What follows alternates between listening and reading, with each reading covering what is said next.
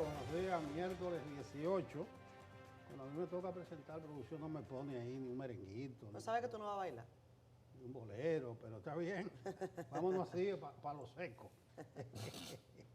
Señores, hoy es el Día Internacional para contrarrestar el discurso de odio, el imperio de los sentimientos negativos, de la irracionalidad, de la descalificación.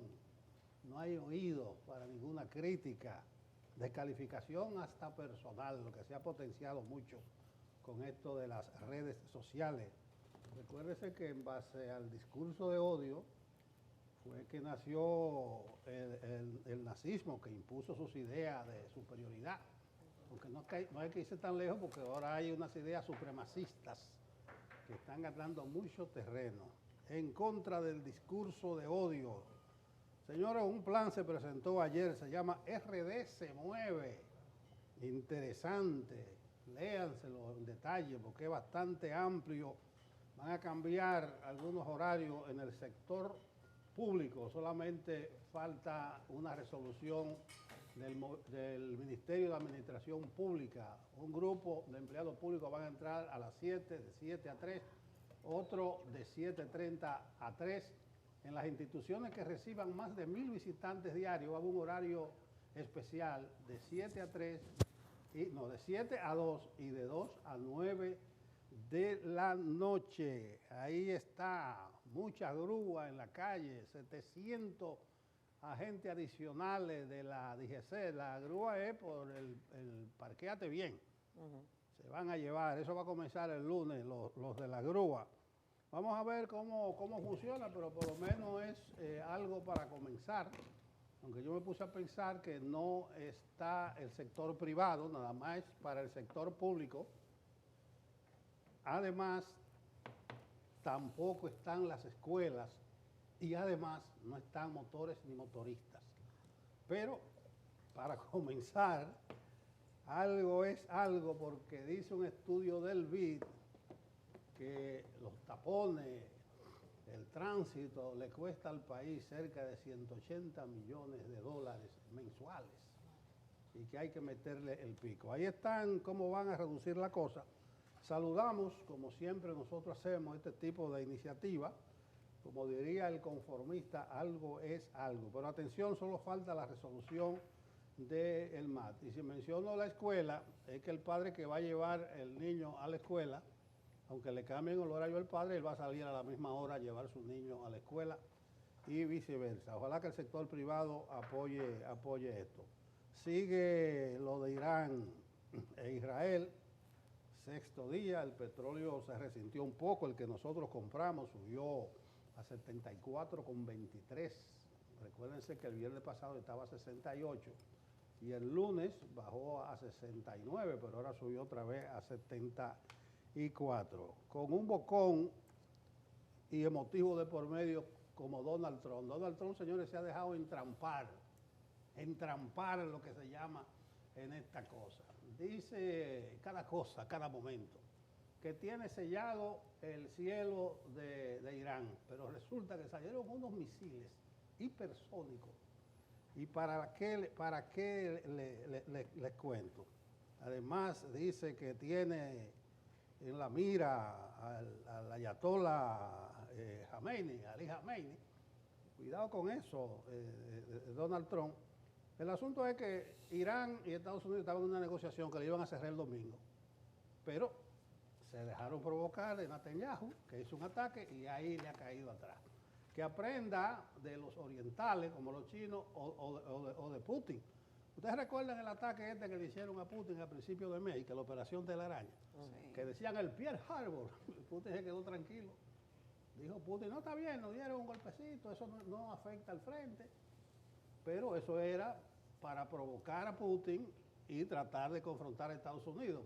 Pero Putin nada más llamó a Trump, le dijo, mira, yo voy a responder. Efectivamente está respondiendo y se quedó así, de ese baño, pero no se quedó dado. Sin embargo, ahí anda Trump dado al pecado, y lo que da la sensación es que Estados Unidos está en guerra, lo que contraviene el discurso aquel de Donald Trump, que es el campeón de la paz, Hasta yo estaba favoreciendo que le dieran el premio Nobel, pero ya voy a poner en tela de juicio esa afirmación. Finalmente, la diáspora, señores, 4.900 millones de dólares ha mandado enero, mayo, en 5 meses. Eso lleva una proyección de 12.000 millones. Y en los primeros 5 meses de este año ha aumentado el envío de remesa un 11% con relación al año pasado. Es decir, que no era verdad y que la redada, ahí se ve que la mayoría de dominicanos que residen principalmente en Estados Unidos están legal. 2.200.000 abrazos legales y bien por la diáspora,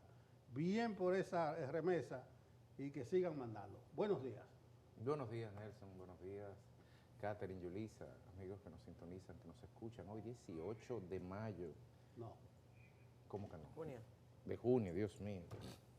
Bueno, recuérdate que yo estoy de neurólogo, entonces tengo la excusa de la provocación. Dice Nelson, 18 de junio. Mira, Nelson, eso que señalabas de Irán es preocupante, es muy preocupante.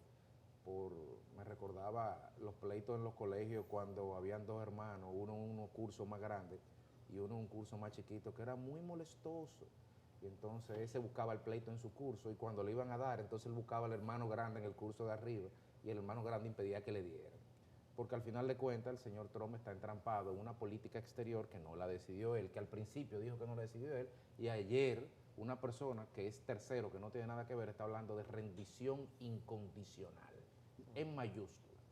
Pero bueno, no nos debe sorprender, lo que sí nos debe llamar a preocupación, porque esto está pasando en una región que es un polvorín.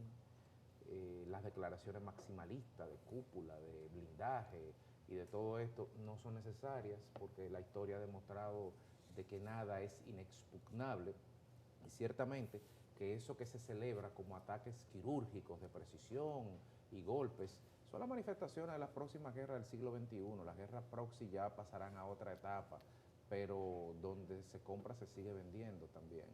Entonces, cuando a eso se le suma el tema de los arsenales nucleares, de las radicalizaciones ideológicas y religiosas, nos deja un sabor amargo y mucha incertidumbre, incluso para países que no tienen tradición guerrerista ni intervencionista, como los que estamos en el Caribe, como República Dominicana. Pero hay que observar lo que va a pasar ahí.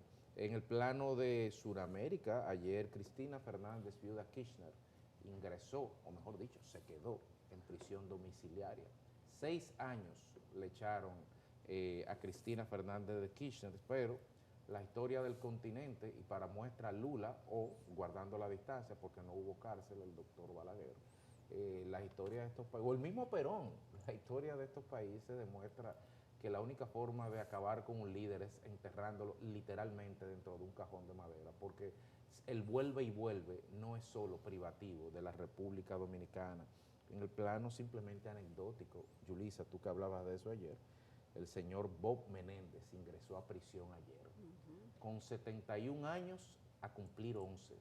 Y en Estados Unidos no hay ministerio público que edulcore las cosas, no hay pena, suspensión de la pena a mitad por buena conducta, usted se fuma a los 11.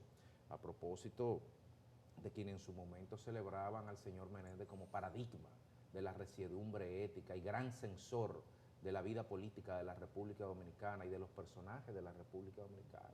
Hoy la historia da vuelta. Hoy el señor Menéndez, lo puedo decir aquí sin temor a ninguna demanda por difamación, es un delincuente con sentencia que lo certifica. Y ese delincuente era el que estaba pontificando sobre moral en la República Dominicana y algunos quisieron usar como martillo para destruir reputaciones. Esa es la vida. A veces sube y a veces baja. En el caso dominicano, esto del Intran que dice Nelson, bueno, todo está muy bien, muy bonito, muy bien ubicado, pero en República Dominicana hay 3.587.028 motores al mes de mayo y 10.000 licencias. 0.3 de los motoristas tienen licencia. Y a eso nadie le entra al pico.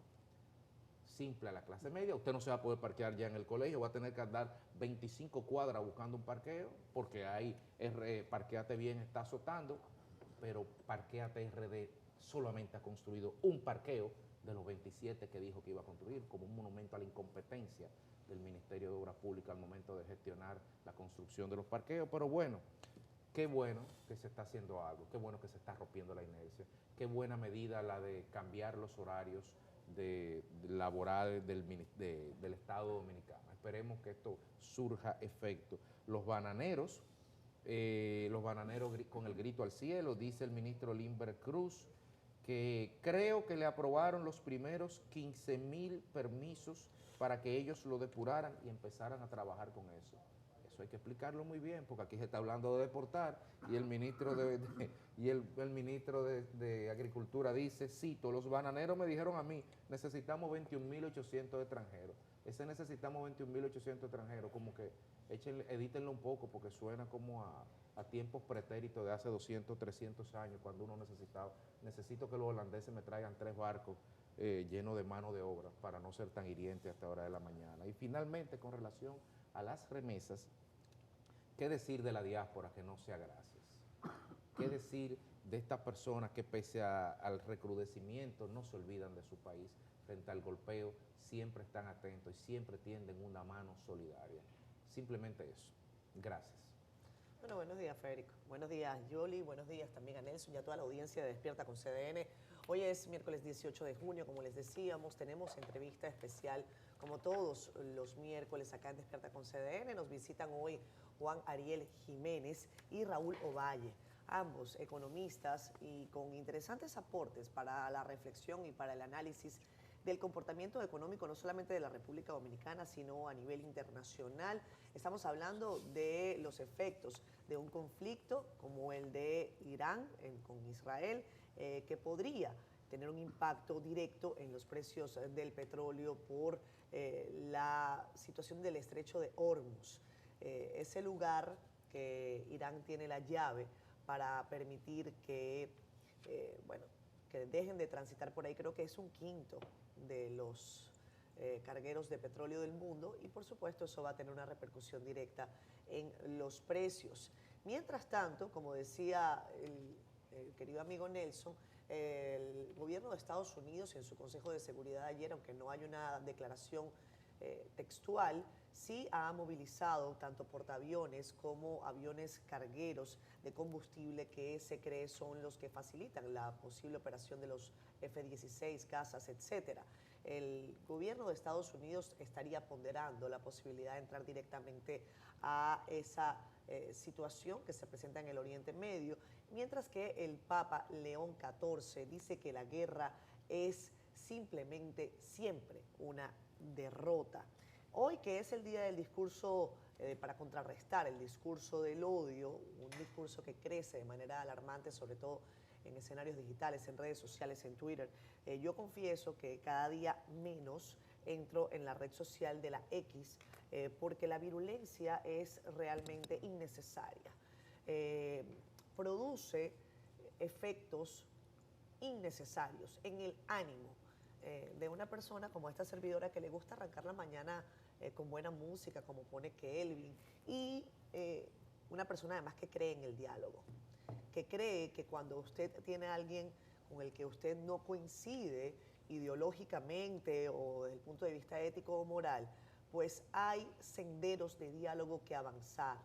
El último, para mí, el último eslabón que nos ha mantenido como una sociedad relativamente civilizada, pese a las atroces imágenes que nos llegan desde lugares distantes, ha sido el diálogo.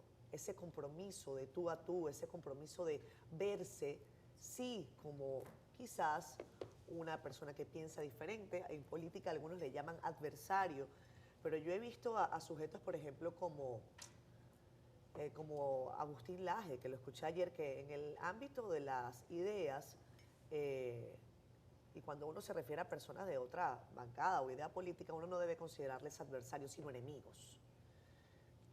Como yo vengo de un país en donde ese discurso del odio vino de una persona de una acera totalmente distinta a la del señor Laje, puedo advertir perfectamente que es lo mismo.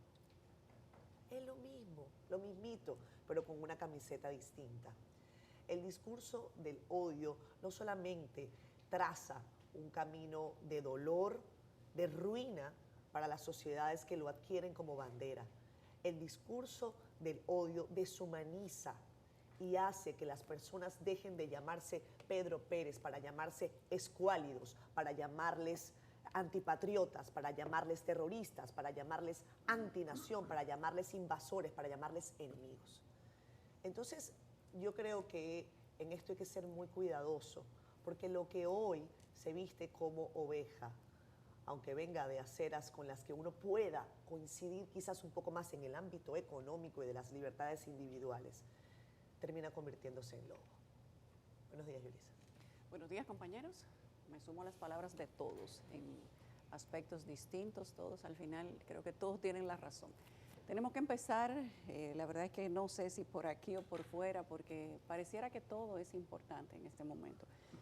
En San Juan de la Maguana se estaba marchando ayer por la minería. Dicen ellos que no están siendo escuchados. Vamos a ver si tenemos algún videíto por ahí que Kelvin nos pueda compartir para que ustedes vean que había una cantidad de gente importante. Y ellos dicen que lo primero que era un acto auténtico y espontáneo. Siempre cuando son los temas de minería, medio ambiente, pues uno busca quién le hace las pancartas, quién está detrás. Ayer no habían pancartas en San Juan, pero decían que no son escuchados y que entienden que la minería para San Juan no debe ser lo que ha sido para Cotuí, que ha sido una batalla donde quien menos ha ganado ha sido el pueblo, y creo en ese sentido que tienen la razón. Amén de lo que puedan considerar de que quieran o no la minería. Miren, esto fue ayer en San Juan de la Maguana al caer la tarde. La gente de San Juan de la Maguana sigue teniendo temas de discusión con el tema de la minería. Saben que San Juan es una joya en el sentido estricto de la palabra. Hay importantes cantidades de oro y otras cosas en San Juan, y la comunidad dice que necesita ser escuchada antes de que se apruebe un contrato de extracción de minería. Hasta este momento lo que hay es investigación de minería, al menos eso es lo que ha dicho el gobierno de República Dominicana. Si hay algo que no se haya dicho o se ha aprobado otra cosa por debajo, pues parece que la comunidad de San Juan tiene más información que nosotros, porque ayer estaban en la calle. Respecto del tema del Intran, qué bueno que están poniendo desde el gobierno la mirada hacia el tránsito de República Dominicana, que es un caos. Hay aspectos muy complementarios a los que el gobierno le ha dado la espalda con el tema del tránsito. Sin embargo, ¿cómo olvidar la cantidad de personas que andan en República Dominicana como chivos sin ley, que no tienen consecuencias por no cumplir la ley de tránsito, y a los que, como si fueran, no sé, los dueños del país, las autoridades y el Intran no se les ocurre ponerle una multa? No solamente estoy hablando de los motoristas, estoy hablando del tránsito público, de los vehículos públicos y de otros que se entienden dueños del país. Creo que una buena idea sería empezar a cumpliendo la ley de tránsito únicamente, puramente, cumplir lo que dice la ley de tránsito. Por alguna razón a este país no le ha dado el interés de que se cumpla la ley de tránsito, pero se queja todos los días y nos quejamos todos los días de lo que pasa por el tránsito o con el tránsito. Qué bueno que hay buenos dominicanos mirando hacia allá, y ojalá que lo que se ponga en marcha funcione y que dentro de esta puesta en marcha se aplique la ley tal como está. No es algo tan revolucionario, simplemente cumplir la ley. Pero bueno, la ley dice muchas cosas que el gobierno no quiere darle el frente. Ojalá que en este momento lo hagan. Mirando hacia afuera, ayer el ayatolá en Irán dijo que se avenía para el mundo una noche que nunca olvidarán. Lo dijo ayer al caer la noche de este lado de Occidente, por lo que nosotros no sabemos si se refería a la noche de ayer que ya estaba pasando para ellos, o si se refería a la noche de hoy, que probablemente ellos estaban amaneciendo en el momento que lo decía. Estas imágenes que ustedes ven ahí es del príncipe de Persia, el señor Reza Pahlaví, quien le ha retirado el apoyo al ayatolá y llamó ayer a la comunidad a sentenciarlo, a quitarle. Además, decía: queridos compatriotas, la República Islámica ha llegado a su fin y está en proceso de colapsar. Jamenei, que es el ayatolá, se esconde bajo tierra como un ratón aterrorizado y ha perdido el control de la situación. Lo que ha comenzado no puede ya revertirse y el futuro es brillante. Este giro brusco de la historia, decía él, en estos días difíciles. Mi corazón está con todos los ciudadanos indefensos que fueron perjudicados y se convirtieron en las víctimas de la guerra bélica y de los engaños de Jamenei, que es el ayatolá. Decía él que durante años ha intentado evitar que su país sea consumido en las llamas de la guerra y que, en fin, la República Islámica, luego de 46 años contra el pueblo iraní, pues la guerra contra el pueblo ha llegado a su fin y que el aparato represor del régimen se está derrumbando y que se necesita ya una revuelta popular para acabar con esa pesadilla para siempre. Y le hace un llamado al pueblo a rebelarse en Irán para tumbar el gobierno del ayatolá. Recuerden que en la fila de gobierno de ese país en Irán quedan 3 personas. Después del ayatolá, 2 jefes militares, porque los otros 13 los han descabezado. Probablemente ya hayan sido sustituidos con los segundos al mando, pero los que suban los van a descabezar también. Va a pasar lo mismo que Hezbollah. Y el llamado del día de ayer del príncipe de Persia, que es la monarquía de Irán, pues ha puesto las cosas con otro matiz. Ayer decía Donald Trump que el ayatolá no está muerto porque él se opuso. Veamos qué sale de todo esto, pero sin duda que lo que va a salir no es bueno. Nos esperan 48 horas de este lado para ver lo que puede pasar y del lado de ellos para que se sientan las consecuencias de las decisiones que se ha tomado. El estrecho de Hormuz, como decía Catherine, ha sido cerrado y por ahí pasa el 20% de todo el petróleo mundial. Y eso va a traer algún tipo de consecuencias. Y no empezar con las noticias de este lado del hemisferio sin decirles que ayer Colombia tuvo decenas de atentados terroristas otra vez y que no sabemos qué está pasando con ese país nuevamente, pero está retrocediendo a los años 80, a una época que América quiere olvidar y que ese país no merece volver a vivir. Hay víctimas heridas, todavía no se conoce de personas fallecidas, pero los datos se están actualizando cada cierto tiempo y ayer la gente hablaba de terror, del terror que pensaban que ya podían olvidar. El eslogan de Colombia, el peligro es que te quieras quedar, pues parece que ahora va a tomar otro matiz y qué lamentable. Vamos a pasar a República Dominicana y a las portadas del periódico El Caribe y de cdn.com.do. Francisco Medrano está listo para contarnos cómo amanece el país. Francisco.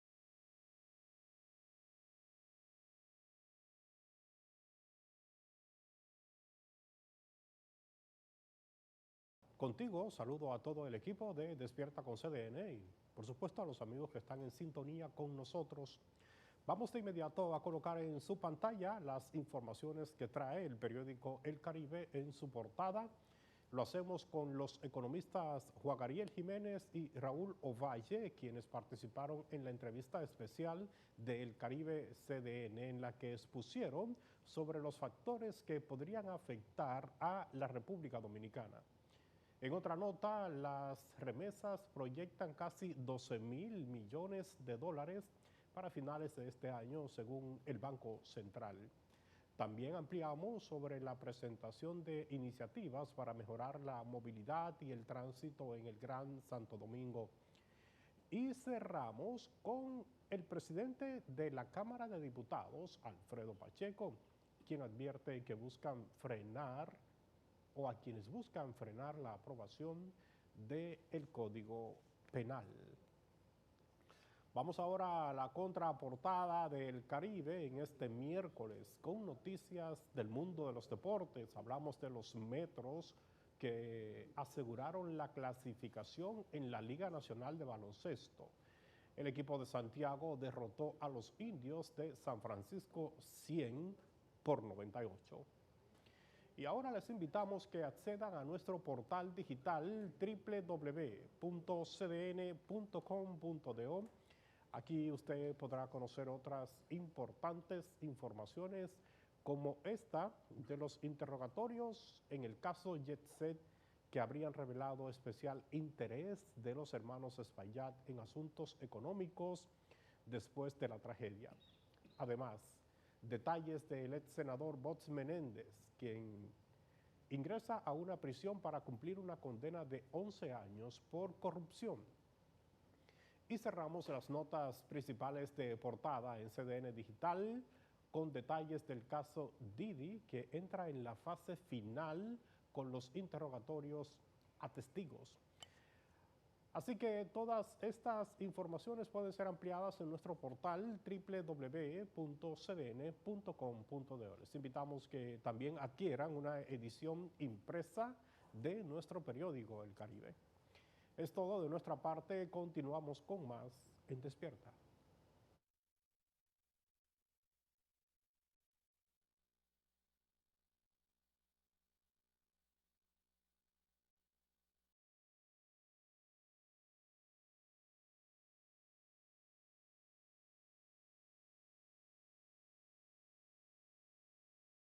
Al clima con dos acotaciones, recuerde que mañana es feriado y además parece que levemente vuelve el polvo sahariano. Jim Suriel nos tiene los detalles.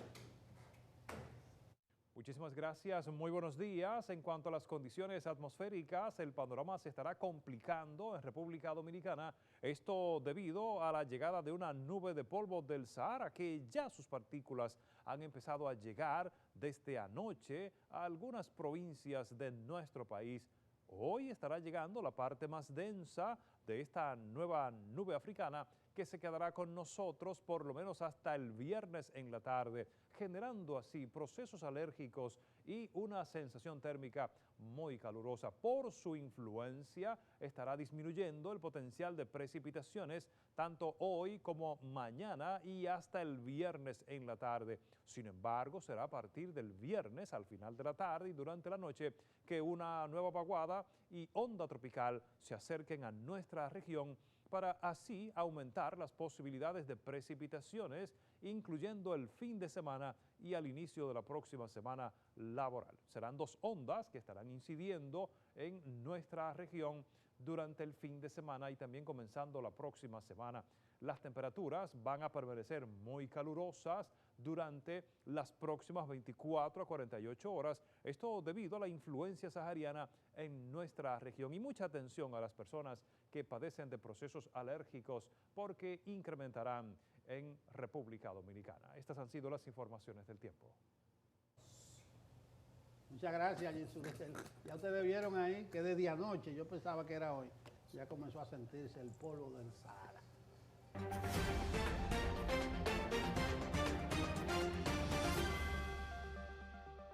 Regresamos con más de Despierta con CDN. Gracias a ustedes por continuar con nosotros. Vamos a leer brevemente sus comentarios en Facebook Live. Ahí está Alejandro Ramírez tempranito haciéndole una crítica a Donald Trump y a los que votaron por él. Dice que hoy están arrepentidos, que la coronela de los solares, las autoridades no han dicho nada. Ay, ay, ay.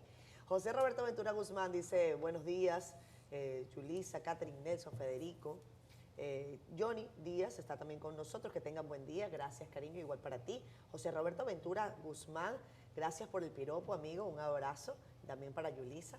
Héctor Franco dice, convulso y lamentable, enfrentamientos guerreristas en el mundo, las medidas del Intran son insuficientes y los horarios con media hora de diferencia no son significativos. Sugiero una hora de diferencia, incluyendo a los centros educativos versus los públicos y que se reubiquen los empleados a laborar cerca de sus lugares de residencia, en lo posible. Bueno. Pedro Pablo Dionisio Acosta nos manda también un emoji por ahí, la piña de Viña Los Almácigos, buenos días para el equipo. Cristian Segura, buenos días. También está por acá diciendo, bien, el equipo de periodistas de la mañana, Catherine, saludos desde la Villa Olímpica de Santiago. Dime, Jonathan, que no te estaba escuchando, repíteme. Ok, Dalvi Rodríguez está con nosotros desde Dajabón, gracias Dalvi. Amalfi Corsino, hola, soy Alan Daniel Vargas, un abrazo. Jeffrey Rodríguez está también por ahí conectado, dándonos su mensaje, dice, oye, lo que le interesa, bueno, él está hablando del caso de Antonio Espaillat. Él habla de que al señor Antonio Espaillat le interesaban las bebidas alcohólicas en la discoteca y no la vida que se perdieron. No sé por qué hace esta precisión, hay algunos comentarios sobre ese particular. La verdad es que fue muy lamentable, fue una imagen que todo el mundo recordó, que cayó el techo, pero las botellas quedaron intactas. Eso, más allá de ahí, nada, dice que temperaturas calientes, yo creo que Jeffrey es el que está en las terrenas.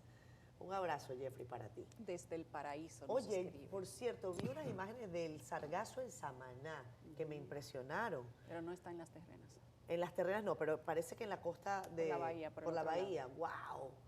Increíble, increíble. Está también Delio Samuel Marmolejo Frica dándonos los buenos días. Juana María Sena Méndez, Dios bendiga ese equipo, amén. Y Josefina Jocelyn Martínez Roque, también conectado. Creo que saludé a Delio, Delio que no se me escape, que es de los fieles televidentes de Despierta con CDN. Un abrazo para todos ustedes, son las 7:40. Esa palabra ahora puede comprometer fieles ahora con esto de Irán, Israel. Oye, sí, sí, no, pero digo... Los fieles tienen una connotación grande. Exacto, pero Muy una cosa, grande. la fidelidad hacia nosotros no es una fidelidad ciega. Sí, exacto. No es ciega, papá. No es ciega, papá. No. Bueno, pues siempre recordar que en el día de hoy tendremos a los economistas Juan Ariel Jiménez y Raúl Ovalles en nuestra entrevista central, que podrán ver también en las portadas del periódico El Caribe. En cuanto a las noticias principales del día de hoy, señalar que nuevos horarios laborales en el sector público, sincronización semafórica, prohibición de giros y sanciones más drásticas son algunas de las medidas anunciadas por las autoridades para mejorar el tránsito vehicular en el Gran Santo Domingo. Carolyn Cuevas nos tiene más detalles al respecto. Los empleados del sector público tendrán que levantarse más temprano, pero podrán salir hasta 1 hora antes del trabajo, cuando se establezcan los nuevos horarios anunciados por el gobierno. De 7 de la mañana a 3 de la tarde un grupo y de 7:30 a 3:30 otro. Todo esto se va a estar monitoreando y viendo los resultados con el MAP para luego cualquier ajuste que tenga que hacerse seguir trabajando. El cambio en el horario laboral es una de las apuestas de las autoridades para mejorar el caótico tráfico en la capital dominicana, además de la sincronización de los semáforos, aumento de agentes en las calles y cámaras de videovigilancia. Más de 700 nuevos agentes de la DGCET se suman a las labores de patrullaje en el Distrito Nacional y la provincia, con más de 600 cámaras corporales en primera etapa. Además, se contemplan sanciones más drásticas contra los infractores y algunas prohibiciones de flujo o giros a la izquierda. Con la fuerza de la tarea conjunta, con un trabajo mano a mano con la Procuraduría para que las multas realmente se paguen, ¿verdad? El paquete de medidas del proyecto RD se mueve serán aplicadas de manera escalonada. De acuerdo con datos ofrecidos por las autoridades, durante 2024 hubo más de 3 millones de desplazamientos, de los cuales cerca de la mitad se concentró solo aquí, en el Distrito Nacional. Carolyn Cuevas, CDN. Mire, es bastante amplio el acuerdo las medidas anunciadas. Tenemos que invitar a Milton Morrison. Mire, rdsemueve.gov.do, rdsemueve.gov, o sea, de gobierno.do, ahí están contenidas todas las medidas, porque hay una serie de proporciones de que los tapones se van a reducir al menos en un 17%, que habrá un 25% más de espacio en la calle y hasta un 20% de mejora en los indicadores del flujo de tránsito a nivel general. Recuérdense que esto es para el Gran Santo Domingo. Entonces vayan ahí, rdsemueve.gov.do, y ahí están todas las medidas. Ya hemos adelantado algo. Creo que tal vez coincida yo con el televidente que dice que 30 minutos no son suficientes, que lo pongan 1 hora de diferencia. Yo hablaba al principio de las escuelas públicas y privadas. Recuérdense que cuando se acaban las vacaciones, la gente dice instintivamente, ahí vuelven los tapones a recrudecerse, porque son un aporte fundamental. Hablaba también del régimen de consecuencia. Hasta lo que he leído, y creo que lo leí completo, no he visto nada de los motoristas y de los motores. Señores, aquí hay 3 millones de motores, 3 millones y pico 587. de motores, de los cuales, adelantaba Federico, solamente hay 10.000 licencias. Pero se han hecho, del 17 a la fecha, muchísimos intentos para tratar de certificar, simplemente de identificar los motores, y no han llegado a 800.000. Hacen muchísima gracia, le bajan la inscripción, y no hay, de esos casi 3,5 millones de motores, no hay 800.000 regularizados. Y de 30.000 licencias que se han emitido, solamente hay cerca de 10.000, 30.000 las que se han emitido, solo hay cerca de 10.000 que están vigentes. pero saludamos, vamos a ver si eso se expande al sector privado. Yo creo que hay que potenciar mucho lo del teletrabajo y de regularizar o regular el tránsito. Están bien todas estas medidas puntuales de parqueo, de muchísimas grúas, de 700 DGC, más, pero también el factor educación tiene un peso enorme. El factor educación, de educar la gente y además el régimen de consecuencias. Mientras aquí te pasen 30 motoristas, 40 en la luz roja, es poco lo que se puede lograr para una real organización y el aspecto que ellos mencionan de mejora de los indicadores del flujo de tránsito a nivel general. Pero tomemos esto como un plan piloto y además saludamos que se haya puesto el acento en esto de los horarios, que es algo elemental que hacen muchos países. Bueno, realmente la inacción no es una opción en materia del desastre del tránsito que vivimos en la República Dominicana. Tenemos días, semanas, meses, años hablando de lo mismo y la autoridad es ciega, sorda y muda. Qué bueno que en el día de ayer se presentó una propuesta razonable, creíble, avalada, estudiada. Nosotros no somos, ninguno de los que estamos aquí, expertos en tránsito, pero el sentido común a veces es el mayor de los expertos. Entonces saludamos ciertamente, como tú dices, ese ejercicio y qué bueno que se le ponga la palabra piloto y no tengan miedo de pilotar y si le sale mal, despilotar, porque la soberbia no es buena consejera. Hay una ciclovía en la Bolívar que fue un piloto en junio del año 2021. Repito, en junio del año 2021 es un piloto y no han dado un informe que diga si el piloto fue exitoso o si el piloto fue un fracaso. Y no pasa nada, si no funciona, usted dice en una rueda de prensa, el piloto no funcionó, lo anulamos, volvemos a los 3 carriles. Si es así, si no es así, usted expande el impacto del piloto. Pero aquí los pilotos son medidas y se quedan pilotando. Entonces, si va a ser así, qué bueno, pero tienen que rendirse informes, porque aquí se le tiene que decir a esta ciudadanía si las medidas que se están poniendo como panacea sobre la mesa serán efectivas o no. El Ministerio de Administración y Personal tendrá un desafío de reorganización del horario de la administración pública y es un desafío enorme por los cientos de miles de personas que impactará y uno entendería por lógica que eso tiene que definitivamente impactar favorablemente en lo que es el tránsito, pero quedan otros pendientes, porque es que el problema es que el desafío del tránsito está sobre una mesa que tiene varias patas y ustedes me están hablando de una. El problema aquí es la educación, el problema aquí son los motoristas, señores, y el problema aquí son los parqueos. No hay donde parquearse en la ciudad. Y la solución es ponerle multa al que se parquee mal. Perfecto, ¿y a cuántos kilómetros usted quiere que yo me parquee del sitio a donde voy? Uno, y me va a garantizar seguridad para que en el 1,5 kilómetros que voy a tener que caminar no me atraquen en la calle también y no me roben el celular también. Entonces vamos a ponerle un poco, vamos a ser empáticos con el ciudadano, con los ciudadanos, porque aquí las políticas públicas, sobre todo en materia de tránsito, uno siente que hay 2 tipos de ciudadanos. La clase media, reventada, explotada, impuestada y en este caso también multada, y los demás que no les pasa nada.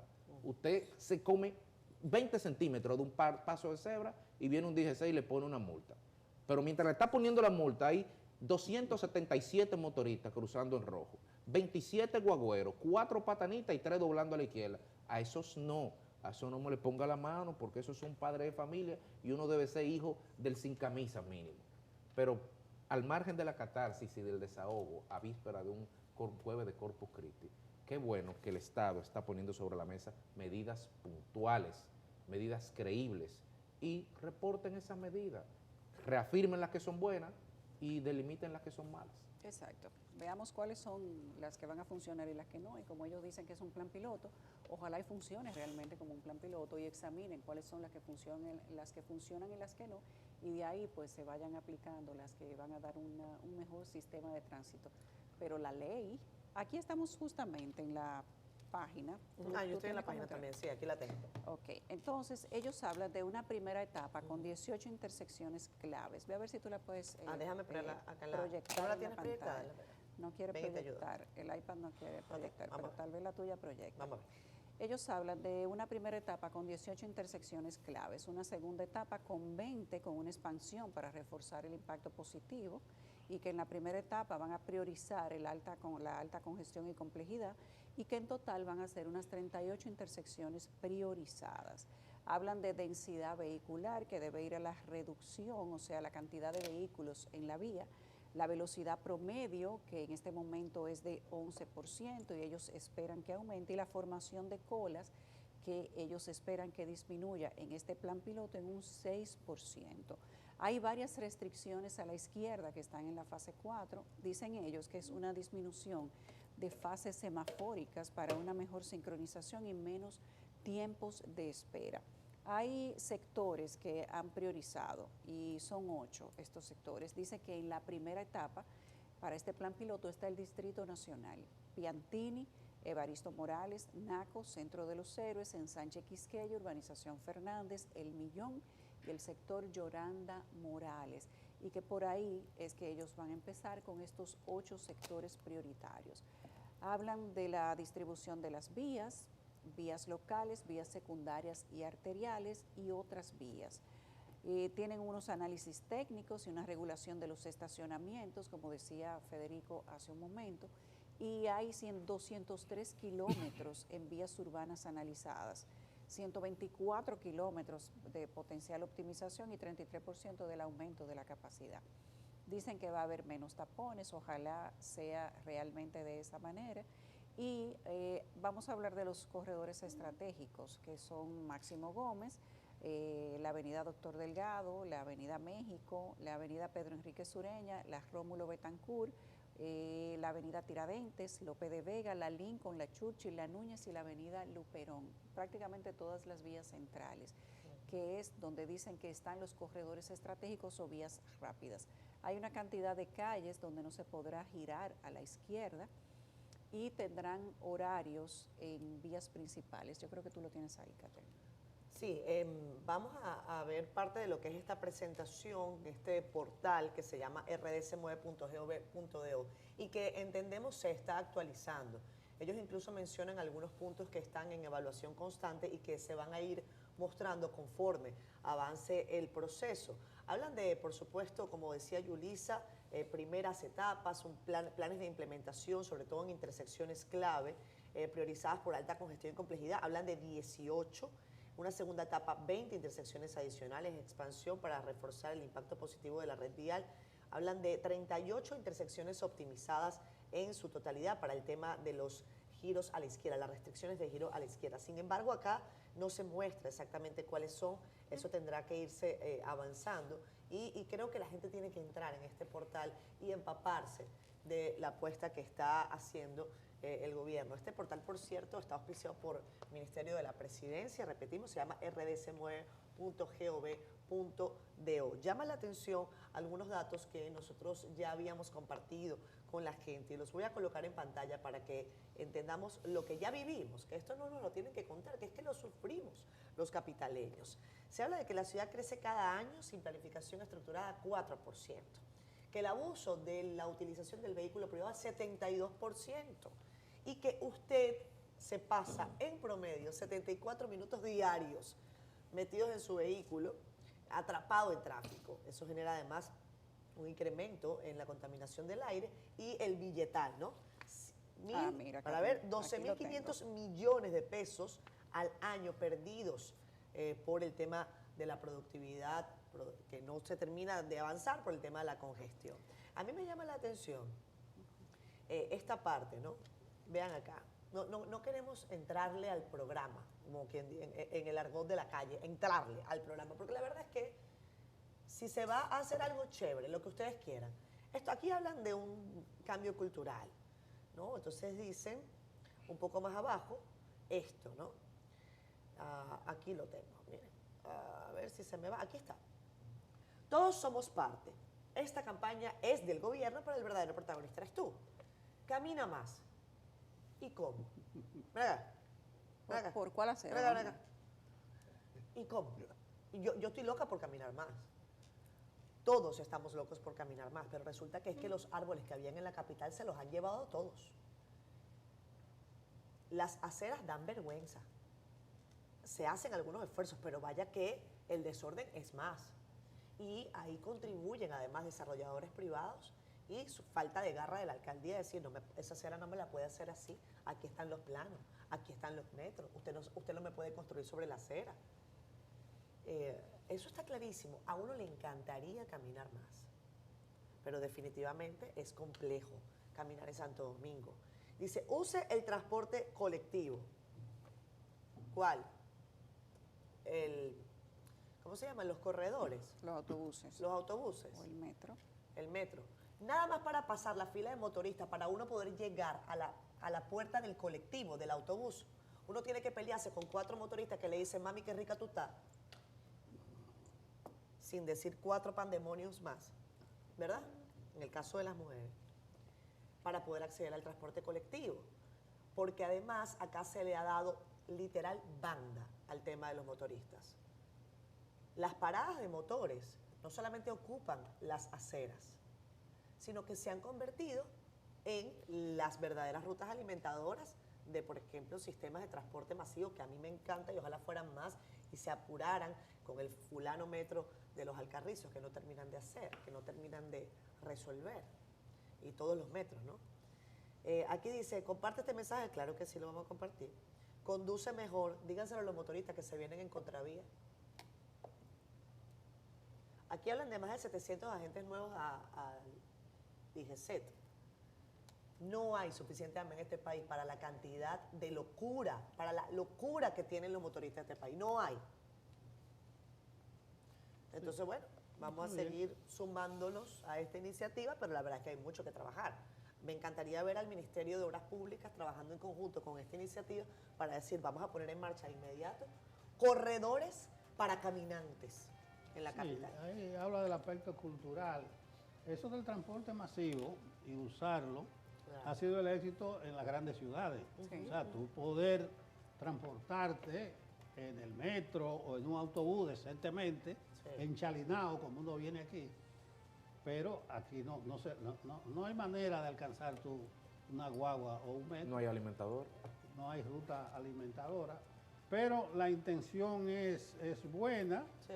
Eso de los giros a la izquierda, creo que son 30 para 30 giros, poner los sí. semáforos 38 al final, creo que son directos. Ah, 30, sí. Pero la ciclovía, Federico, y aquí nos vamos a la pausa, decía una funcionaria del ayuntamiento, no, es que no han fracasado, es que estamos esperando para los medio muros. No. Sí. La ciclovía la cogieron los motoristas como una vía expresa para ellos. Claro. Y los guagüeros fueron comiéndose los medio muros New Jersey.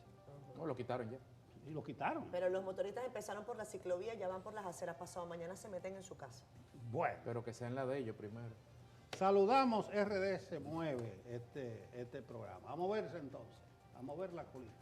Regresamos con más de Despierta con CDN. Gracias a ustedes, como siempre, por estar con nosotros. Tenemos el placer de conversar hoy en la entrevista especial conjunta de Multimedios del Caribe con Juan Ariel Jiménez y Raúl Ovalles. Ambos son destacadísimos economistas de la República Dominicana, jóvenes por demás, pero no por ello menos influyentes. Sus investigaciones, comentarios y opiniones siempre son de lectura prácticamente obligatoria para nosotros y por eso nos encanta tenerlos acá. Gracias. Buenos días, Catherine. Buen día. Y buenos días a todos. De verdad que es un placer porque además Raúl y yo somos compañeros de promoción. Así es. De economía. Estudiamos juntos, así que hoy estamos sentados como dos profesionales, anteriormente, unos añitos atrás, como dos estudiantes haciendo exámenes y tareas. Qué bueno. Muy bien, ustedes son economistas, no médicos, pero están inyectando a la economía. ¿Qué significa esto, las últimas medidas? ¿Estamos bien, regulares, estamos mal? ¿Por qué necesita ser reanimada o dinamizada la economía? Bueno, si ustedes se fijan, desde mediados del año 2024, la economía dominicana ha ido ralentizándose. Tenemos un decrecimiento paulatino en la tasa de crecimiento. Anteriormente, a mediados de 2024 podíamos crecer 5.5, 5.6 en el índice mensual de actividad económica y eso ha venido cayendo hasta niveles por debajo de 1. Eso le ha preocupado al Banco Central porque en la medida en que se crece menos, se crean menos puestos de trabajo, crecen menos los empleos y cada uno de nosotros lo sentimos en nuestro bolsillo, que es lo importante. Entonces, en respuesta a eso, y yo diría, en ausencia de una política fiscal que ayude al dinamismo económico, el Banco Central ha tenido que tomar el toro por los cuernos y soltar dinero a la economía para que se construya más, para que se invierta más y para que las empresas tengan un mayor desenvolvimiento. Raúl, yo agregaría que considerando el entorno geopolítico tan complejo que tenemos, cuando uno mira los indicadores de riesgo país de la República Dominicana, es decir, ese retorno adicional que exigen los inversionistas por adquirir nuestra deuda soberana, en medio de todo esto está en mínimos históricos. En mínimos históricos y compara favorablemente con un sinnúmero de países de la región latinoamericana. Muchos le atribuyen este nivel favorable al hecho de que República Dominicana tiene una habilidad de crecer sostenidamente por encima de la región. Y lo que se ha verificado, tal como dice Juan Ariel, durante el último medio año, es que la economía viene desacelerándose. Está creciendo en promedio cerca de un 2% cuando se excluyen los factores estacionales y demás. Esto es menos del crecimiento tendencial de cerca de 5. Como esto entonces pone una alerta, sin duda que la política monetaria y la fiscal, que ambas, hasta el anuncio de las medidas del Banco Central, estaban en términos restrictivos, tenían una postura muy restrictiva, pues entonces el Banco Central ha decidido intervenir. Yo creo que es una movida en la dirección correcta, sin embargo hay que reconocer que por el timing en la que está ocurriendo, el momento que prácticamente la mitad del año, es posible que sus efectos lo vayamos a sentir más hacia inicios del 2026, finales del 2025, y vamos entonces a una economía entrando el año que viene con cierto ímpetu, para que de verdad tengamos entonces un entorno de crecimiento mucho más sostenido. Se requiere, y comparto lo que dice Juan Ariel, un incremento de la inversión pública y una política fiscal mucho más proactiva que la que actualmente tenemos. Hasta ahí va, inversión pública. ¿Qué es lo que hemos visto? Poca inversión pública, muchos gastos en subsidio. Ahí veíamos cifras alarmantes de cómo va el subsidio en términos en el sector eléctrico. Hemos escuchado los subsidios sociales. ¿Hacia dónde va el país si seguimos con esta paralización prácticamente que tenemos? En la medida en que se reduce tanto el gasto de capital, se le va quitando capacidad de crecimiento a la economía. Porque ¿qué es el gasto de capital? ¿Qué es la inversión? La construcción de carreteras. Eso es importante para conectar las distintas comunidades hacia los grandes centros urbanos, para que vendan sus productos, para que reciban turismo interno, para que compartan con estos grandes centros de consumo. Gasto de capital también son los puertos, los aeropuertos, por ejemplo, un puerto de Manzanillo, que sería tan importante para poder catalizar una serie de inversiones logísticas, industriales y agroindustriales en la zona noroeste y para mejorar la competitividad de lo que yo entiendo es la metrópoli más importante de cercanía con la costa este, que es Santiago, que es nuestro gran enclave industrial. Entonces, son todas esas inversiones públicas que catalizan otras inversiones privadas, que catalizan una mayor creación de empleos y que permite que a futuro incluso se pague la deuda con la que se hacen esas inversiones. Esa deuda se paga sola. Mientras que el gasto de capital es un gasto, digamos, que se quema, es un gasto que no añade cosas nuevas. El corriente. El corriente. Entonces, el gasto corriente estamos hablando de nómina, estamos hablando de subsidio, estamos hablando de ayuda, que si bien tienen un rol que jugar, no añade capacidad de crecimiento a futuro. Entonces, cuando vamos gastando, quemando las energías en el inmediatismo y no en la construcción de un país distinto a futuro, pues la tasa de crecimiento de la economía se empieza a desacelerar y podemos caer en lo que América Latina ha visto como la trampa del ingreso medio, que es ese momento en donde ya dejamos de crecer a grandes tasas y nos estancamos en lo que se pudiese denominar una mediocridad económica. Sí, Juan Ariel o Raúl, ¿qué debería hacer el país para blindarse con todo este mundo tan convulso que hay en temas, por ejemplo, si se produjese una alza del petróleo, el propio tema del turismo? ¿Qué papel, por ejemplo, jugarían ahí las reservas internacionales del Banco Central frente a posibles choques externos? ¿Cuál es la visión que ustedes tienen sobre esa parte? En el caso de este entorno geopolítico tan convulso y que, como estamos viendo recientemente con los desarrollos entre Irán e Israel, podría llevar a que los precios internacionales de commodities energéticos como el petróleo, el gas natural, que son una parte esencial de nuestra matriz energética, se vean afectados. Yo pienso que desde hace tiempo el país debió de haber adoptado una política de Estado de adquirir seguros año a año contra este tipo de shocks. Ya lo hemos hecho en 2 ocasiones anteriores, una vez en el 2015 y otra vez lo hizo esta administración de manera muy exitosa en el año 2021. Estábamos en ese momento protegidos contra incrementos de precios del gas natural.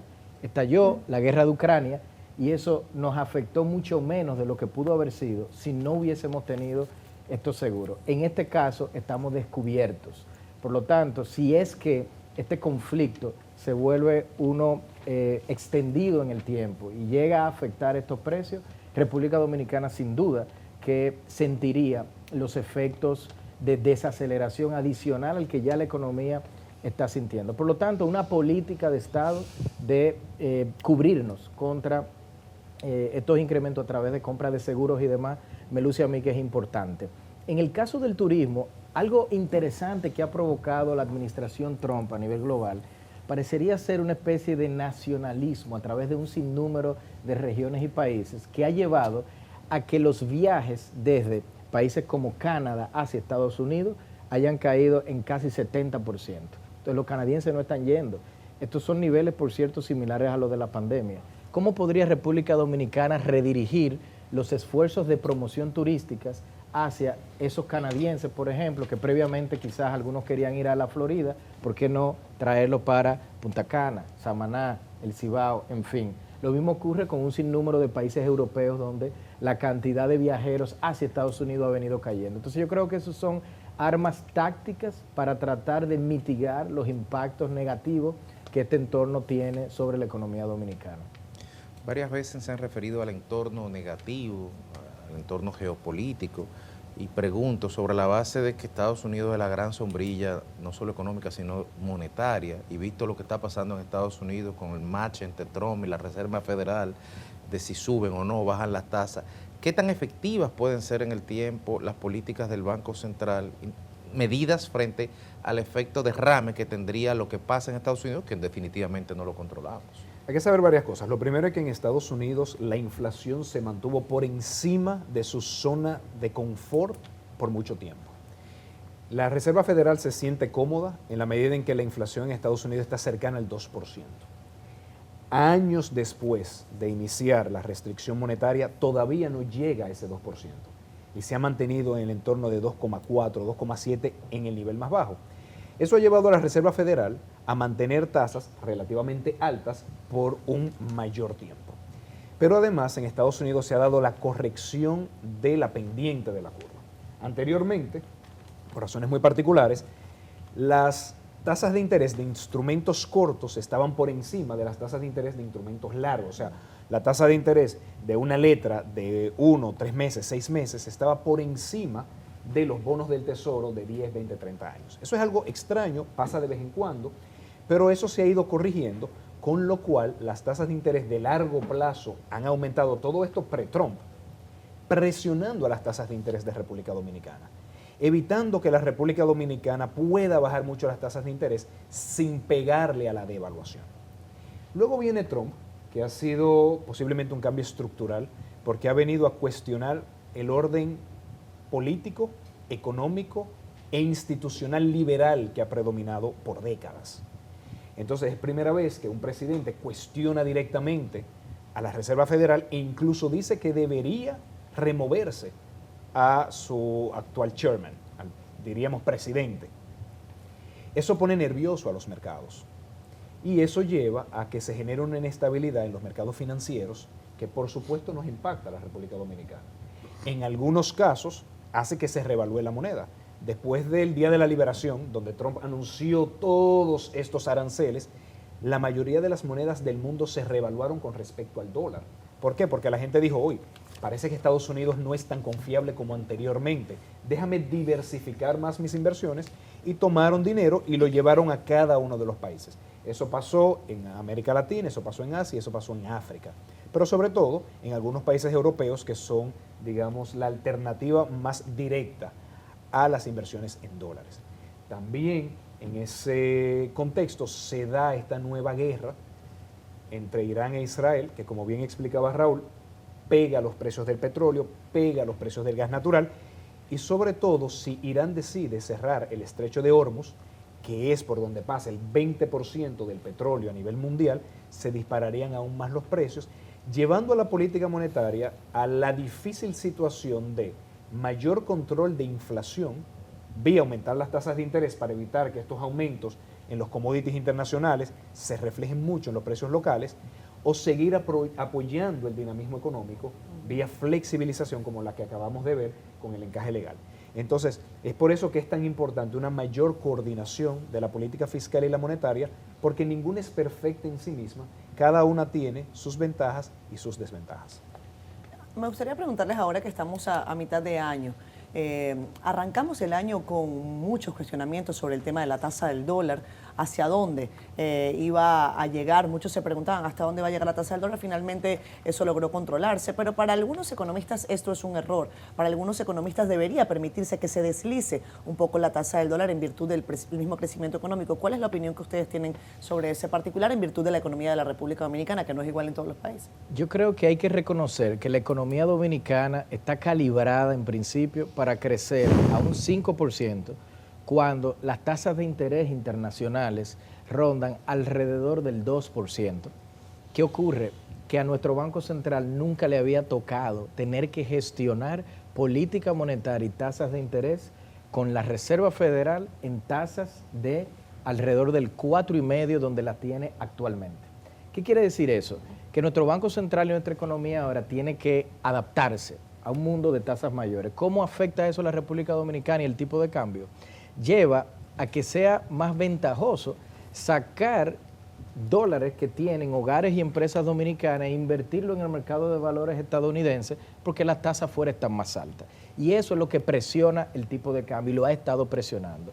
Eso fue lo que lo presionó, de hecho, a inicios de este año. ¿Por qué esa presión no nos preocupaba tanto a muchos economistas?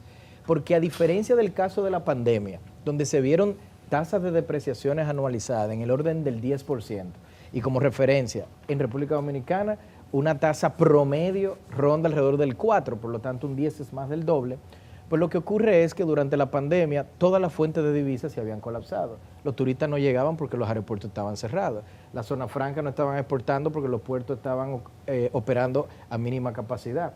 Las remesas en la primera parte de la pandemia no estaban tampoco llegando y la inversión extranjera directa no estaba buscando economía como la nuestra. La depreciación que se vio en esta primera parte del año ocurrió en medio de remesas en máximos históricos, exportaciones en máximos históricos, llegada de turistas en máximos históricos, inversión extranjera directa en máximos históricos. Eso explica por qué a los economistas nos preocupaba poco. Nos va a preocupar en la medida en que esa depreciación cambiaria se traduzca en mayor inflación. Pero ¿qué ocurre? Esa mayor depreciación cambiaria ocurrió en un entorno donde la inflación estaba incluso por debajo de la meta del 4% del Banco Central. Nos preocupaba entonces menos. Y me parece que es un reflejo de la alta credibilidad que tiene nuestra autoridad monetaria a la hora de controlar su principal variable objetivo, el mandato legal, que es justamente la inflación. Entonces nosotros no veíamos que la política debió de haber sido apreciar demasiado o de forma muy severa la moneda, porque las expectativas de inflación, como dirían los economistas, estaban ancladas. No veíamos que se estaba traduciendo a mayor inflación. Y reconocemos que mientras las tasas fuera estén más altas, esta economía va a estar sintiendo esa depreciación cambiaria. Lo que hace falta entonces es una buena comunicación hacia la sociedad civil, el empresariado, los tomadores de decisiones, de que en este contexto de tasas de interés elevadas internacionalmente, República Dominicana va a requerir una depreciación ligeramente mayor que en el pasado. Pero, de nuevo, una depreciación que todos nosotros sepamos por dónde va a andar, en qué rango anda, y no una que sea desordenada, claro, que sin una buena política de comunicación puede llevar a ataques especulativos, que es lo que de verdad preocuparía. ¿Qué piensas, Juan Ariel, sobre esto? Yo quisiera hacer un ejercicio pedagógico. Sí, por favor. Y creo que esto es muy importante. Tenemos que irle perdiendo miedo a la devaluación. Yo voy a comparar la devaluación como cuando uno tiene taquicardia. Cuando uno tiene taquicardia y va al médico, el médico puede o no puede preocuparse, porque va a buscar el origen de la taquicardia. Si uno acaba de hacer ejercicio, es normal, es hasta saludable. Si uno está en reposo y el médico ve que hay problemas en el corazón, ya ahí es distinto. Entonces nosotros tenemos que saber que la devaluación que se dio en la crisis bancaria del 2003 fue una muy particular. Fue una crisis de credibilidad en el sistema financiero dominicano que llevó a que las personas sacaran su dinero a otros países. Eso se ha dado también en Argentina en el 1999, se ha dado también en México en el 1994, se ha dado en Turquía en el 2001. O sea, cuando se le pierde confianza a la banca, ahí mismo la gente cambia sus ahorros, pasa de moneda local a moneda extranjera y saca el dinero fuera. Y eso produce devaluación. Pero hay otras fuentes de devaluación. Raúl explicaba, normalmente el comportamiento de la moneda lo determina la diferencia en la tasa de interés.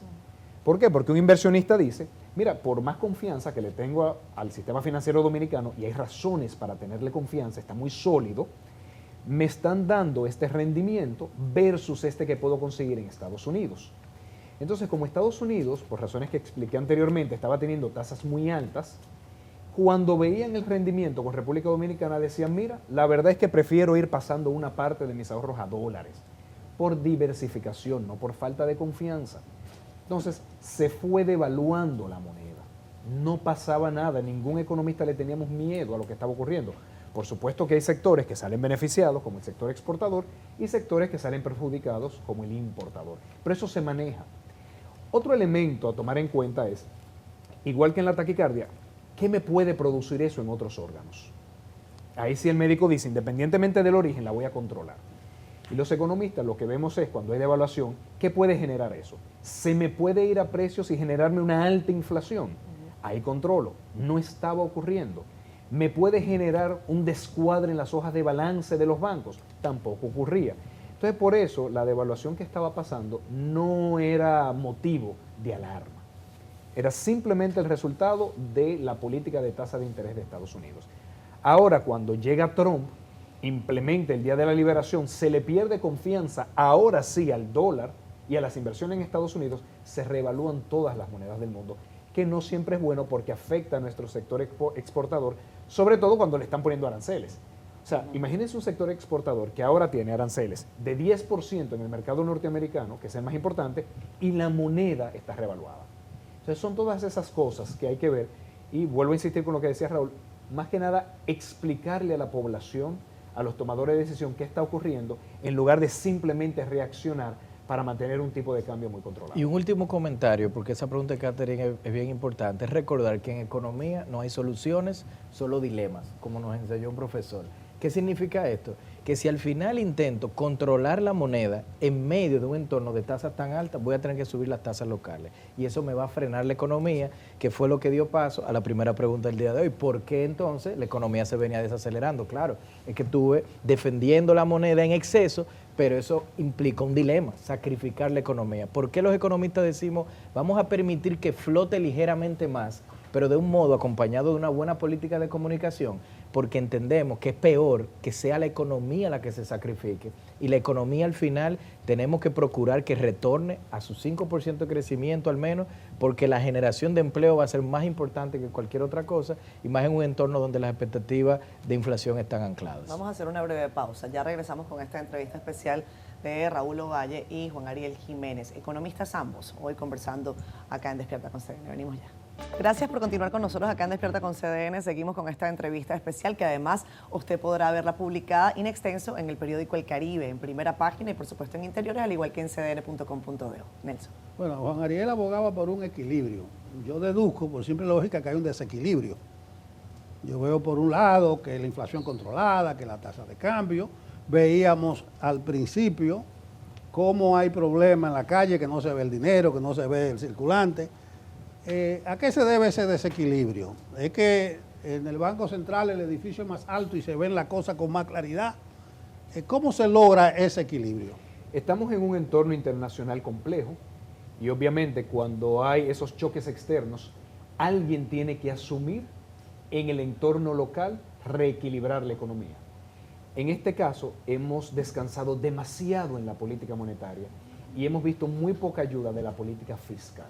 Entonces, por supuesto, en un momento el Banco Central tiene que combatir la devaluación lo hace sacando dinero de la calle para que nadie tenga dinero para comprar dólares. Se le va la mano, se desploma la economía, construcción va cayendo, que es un sector muy importante, no tiene una política fiscal que amortigue ese golpe, que diga, si no estás construyendo apartamentos, ven a construir carreteras, por dar un ejemplo. Entonces la política monetaria tiene que volver a reaccionar, inyectando liquidez en la economía a través del encaje. Pero nuevamente, eso va a producir una ligera devaluación, porque no hay medicina perfecta. Toda medicina, en economía, así como en salud, genera efectos secundarios que alguien tendrá que controlar. Raúl, yo agregaría que en el caso de la política fiscal opera en dos horizontes temporales. Lo voy a atar, uno, mediano y largo plazo, a la famosa meta RD Meta 2036. Ahí la política fiscal y sobre todo la inversión pública debe operar como un mecanismo de cerrar brechas de infraestructura y habitacionales que tiene el país, que acarrea el país desde siempre, y a través de la inversión pública se pueden cerrar en el tiempo. Pero en la coyuntura, en el muy corto plazo, cuando la economía recibe un shock, entonces hay un rol adicional para la política fiscal, es el rol de estabilizar el ciclo, como dirían los economistas, es decir, intervenir con una política que pueda compensar la caída de la demanda privada y la demanda externa a través de elevar la demanda pública. Si no se realiza porque, por ejemplo, las autoridades entienden que la disciplina fiscal es un mandato pues superior o superlativo, entonces vuelven los dilemas, vamos a arriesgar el crecimiento económico. Y en el caso puntual de la política fiscal en la coyuntura de República Dominicana, ocurre que ni siquiera tendríamos que endeudarnos, ni siquiera nosotros estamos abogando porque se aumente la inversión pública a base de mayor endeudamiento. Ya el gobierno tiene recursos en el Banco del Estado, del lado de su activo, si se quiere, que podría utilizar sin necesidad de incrementar los pasivos. Lo único que tendría que hacer es convertir ese cash o ese efectivo que tiene disponible en obras de puentes, carreteras, acueductos, en fin. De modo que si se distribuye adecuadamente a nivel geográfico y tratando de maximizar el empleo y el retorno que generan, pues contribuirían a que la recuperación fuera más expedita. Aquí tenemos una pregunta que, escuchándolo ustedes con todo el tema del entorno internacional, todo lo que está pasando aquí, ustedes han insistido mucho en el tema de la construcción, pero el sector, además de todos estos fenómenos externos, también se ha visto afectado por el tema de la deportaciones de inmigrantes ilegales. ¿Cómo buscar una solución a eso también? Porque si el Acoprovi me dice a mí que necesita 87,000 obreros y el Estado no busca la forma, ¿de qué forma se va a dinamizar el sector si los dominicanos aparentemente no tampoco quieren trabajar en la construcción? Y otra cosa, ¿cómo blindar al turismo de todo estos entornos que no son tan halagüeños para el país? La segunda parte es más fácil. ¿Cómo blindar el turismo? Diversificando. Siempre se puede caer un mercado y otro compensa. Ahora mismo estamos viendo que la llegada de turistas desde Europa, Canadá y Estados Unidos ha disminuido. De hecho, en algunos países está cayendo. Está siendo parcialmente compensado por una mayor llegada de turistas desde Sudamérica. Entonces, mientras más diversifiquemos, mejor. Con respecto a la primera pregunta, yo creo que lo que falta es orden. Yo creo que lo que falta es que las autoridades se sienten con los distintos sectores productivos, se haga una estimación de la cantidad de mano de obra necesaria y que los flujos migratorios respondan a un esquema institucional donde se haga una previa identificación, donde se les otorgue permisos solamente temporales durante el marco de su contrato laboral y tengan la obligación de retornar. Entonces yo creo que poniendo orden en el país podemos evitar una migración descontrolada que pone en riesgo incluso nuestra identidad, y también podemos evitar un colapso de ciertos sectores. Sí, Raúl o Juan Ariel, ¿qué riesgos o beneficios ven ustedes al hecho de que el gobierno central concentra la mayor parte del endeudamiento precisamente en deuda externa? ¿Cómo ven ustedes esa parte?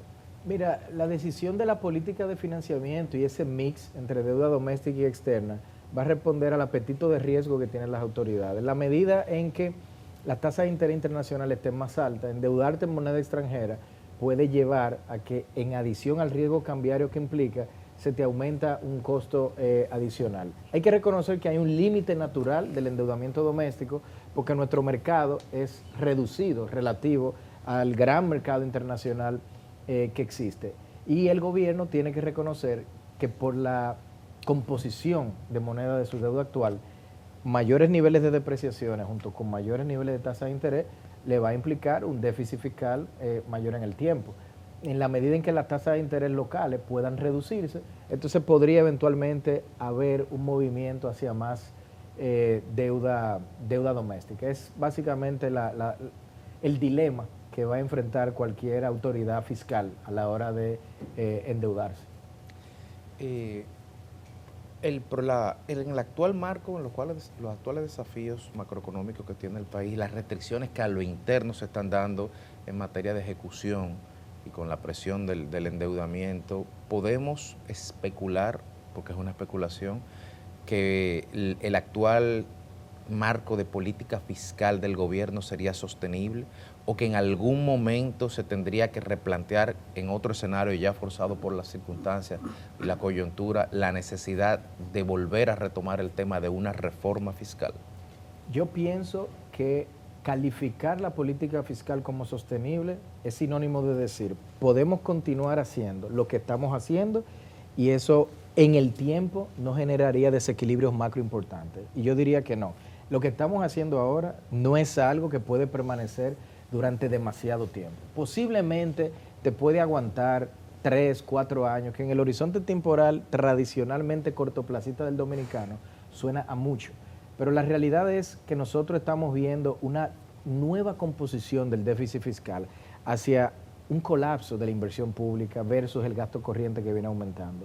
Un incremento del endeudamiento que si bien es gradual, y aquí yo no quiero anticipar que estamos ante un precipicio, crisis macroeconómica, lo que sí estoy diciendo, como si estuviese, volviendo a la analogía médica de Juan Ariel, un paciente con colesterol alto, hoy no es una emergencia, pero de no tratarlo a tiempo, se puede convertir en una. Entonces sí, la necesidad de una reforma fiscal está vigente. Lo único que hicimos fue que la traspasamos hacia el futuro. Y va a requerir en esta ocasión no solamente de una política comunicacional adecuada de cara a la sociedad, pero de generar una cierta legitimidad, que la sociedad no solamente entienda esta necesidad, pero que vea en el gobierno, las autoridades, que efectivamente hay un esfuerzo de mejorar el uso y la eficientización de los recursos públicos para que pueda entonces tener legitimidad esa nueva exigencia de reforma adicional que vayan a hacer las autoridades. Evidentemente hay dos sectores de la economía que han lucido afectados en los últimos años y que terminan por dinamizar o por hacer que la economía se resienta. Hablamos de construcción y minería. Quizás son dos de los sectores más grandes y que podrían de alguna manera u otra generar, sobre todo tema construcción, mayor cantidad de empleos y otras alternativas económicas que son positivas para el país. Si es tan evidente, si a este paciente lo diagnosticamos relativamente fácil, no son ustedes los únicos economistas que lo han mencionado. Aquí tenemos la economía y ahí están los números. Tenemos otros sectores que se ven muy bien. Entonces, si es tan fácil determinar el diagnóstico, ¿cuál es el inconveniente del tratamiento? Yo creo que ha sido más que nada un tema político. En la medida en que nosotros decidimos darle cariñito a casi 2 millones de madres en lugar de construir estancias infantiles para que esas mismas madres puedan acceder al mercado laboral, estamos decidiendo la política del presente a costa del futuro de la República Dominicana. Pan para hoy, hambre para mañana. En la medida en que con el deterioro que ha tenido el sector eléctrico, que ha implicado más de $1.000 millones de subsidio adicional, estamos diciendo que se están construyendo menos avenidas, menos carreteras, menos caminos vecinales. Entonces, esa decisión política de que priorizar en el presupuesto ha llevado, uno, a que la construcción que pudiese ser generada por la inversión pública mengue, y dos, a que sea el Banco Central que tenga que cargar con toda la estabilidad macroeconómica y muchas veces va a requerir aumento de tasas y eso deprime aún más el sector construcción. O sea que el sector construcción lamentablemente ahora mismo está sintiendo el embate de ambas políticas descoordinadas y respondiendo a intereses distintos. Raúl, ¿cómo lo ves? Yo agregaría que hay también quizás un tema de visión técnica. ¿Y a qué me refiero con esto? Les voy a dar el caso del uso de los adelantos fiscales y de las operaciones de manejo de pasivo que usa el gobierno con cierta frecuencia para generar espacio de liquidez, como lo ha hecho ya prácticamente durante 3 años consecutivos. Esto está ocurriendo en medio de una autoridad que tiene plata disponible. en su Banco del Estado. Ahora, ¿qué significa eso? En el momento en el que se da un adelanto impositivo, es como si el gobierno se monta en una máquina del tiempo, va al futuro, toma ingresos fiscales del futuro sin pedirle permiso, por cierto, a los ciudadanos del futuro, y los trae al presente para hacer uso de ellos. Pero al mismo tiempo, cuando hace operaciones de manejo de pasivos con deuda, toma la misma máquina del tiempo, pero esta vez va con gasto del presente y entonces lo vierte en las finanzas públicas del futuro, sin pedirle permiso o autorización a los legisladores del futuro. Entonces, nos hemos acostumbrado a lo que, en mi opinión, es una mala práctica que solamente debería de utilizarse durante episodios de emergencia, claro, pero en medio de haber tenido ya espacios de liquidez con, como mencioné previamente, la plata que tienen en el Banco del Estado. Entonces aquí la visión técnica de cómo manejar elementos de liquidez versus temas más de sostenibilidad a largo plazo, yo creo que amerita a que las autoridades den una revisión adicional a esa gestión que actualmente están realizando. Señor, un par de minutos que no alcanza para 2 preguntas, pero sí para que cada uno de ustedes haga alguna recomendación o algún consejo de acuerdo a lo que ustedes están viendo. Juan Ariel. Yo diría que pensemos a largo plazo, que pensemos qué tenemos que hacer para aumentar la capacidad de la economía dominicana de generar empleos y empleos de calidad. Eso pasa por identificar buenos proyectos de infraestructura, el puerto de Manzanillo, la carretera del Ámbar, un buen acueducto para Higüey. Eso sí permitiría creación de empleos en el sector privado. Eso sería mi principal recomendación. Y por supuesto, hablar de futuro, hablar de crecimiento es hablar de educación.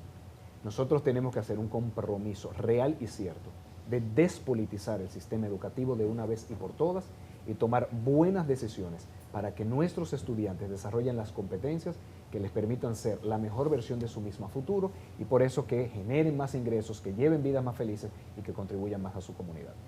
Yo finalizaría diciendo, no subestimemos este nuevo entorno de riesgos a nivel internacionales, se requiere de un monitoreo constante, de un apoyo profesional de especialistas a nivel internacional y también, ¿por qué no?, los domésticos, que puedan contribuir a que elementos como o desarrollo Irán-Israel sea algo que no nos vuelva reactivos, sino proactivos para que contribuya a un diseño de políticas económicas que mitigue el efecto de estos riesgos. Y como bien dijo Juan Ariel, inversión, inversión, inversión. En aspectos de capital humano, que es algo fundamental, y por supuesto en aspectos de inversión pública y considerando los elementos territoriales y geográficos. Porque un acueducto en Punta Cana hoy genera un retorno mucho mayor que en otras zonas del país, porque los necesitan pues mucho más. Una carretera del Ámbar va a generar un retorno en el Cibao mucho mayor que solamente extender la que se tienen en el este. En fin, el país necesita todavía de mucho más inversión. Gracias a Raúl Ovalle y a Juan Ariel Jiménez por habernos acompañado durante la mañana de hoy. Vamos a irnos a pausa comercial acá en Despierta y ya regresamos.